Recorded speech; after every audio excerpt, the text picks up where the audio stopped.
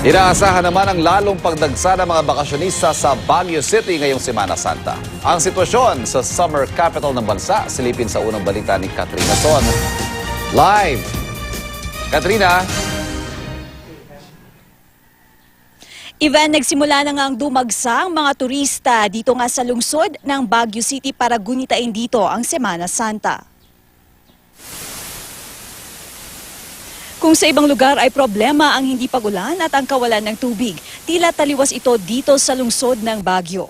Kahapon, naging maulan dito sa lungsod. Pag-akyat pa lamang ng Marcos Highway, natatakpan na ng fog ang daan at mga kabundukan.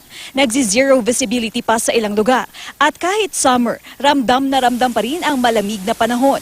Kaya may ilang turistang umakyat na rito para magpalamig bago pagunitain ang Semana Santa. Kagabi, ang Session Road na karaniwang may mangilan-ngilang mga tao ay nagsisimula ng maging busy. Inaasahan naman ng mga otoridad na sa susunod na 2 araw ay mas dadagsa pa ang mga turista. Kaya ang Cannon Road na September noong nakaraang taon pa isinara para isailalim sa rehabilitation ay pansamantala ng binuksan kahapon. Ito ay upang maibsan ang inaasahang mabigat na daloy ng trapiko na susungin ng mga turistang paakyat ng Baguio ngayong Holy Week. At Ivan, mananatili nga ang bukas yung Cannon Road hanggang 6 a.m. ng April 22 sa susunod na Lunes. At yan na muna ang latest mula dito sa Baguio City, Ivan.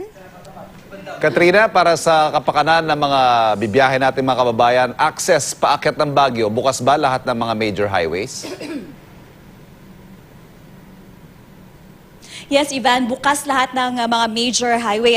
Yung Marcos Highway, yun yung karaniwan. Sinasabi nila na safest na papunta dito nga sa lungsod ng Baguio. Pero para maiwasan nga yung mabigat na daloy ng trapiko na maaaring suungin nga ng mga turista, ay binuksan na rin yung Cannon Road para sa mga aakyat ng Baguio ngayong Holy Week, Ivan. Maraming salamat sa impormasyong yan, Katrina Son.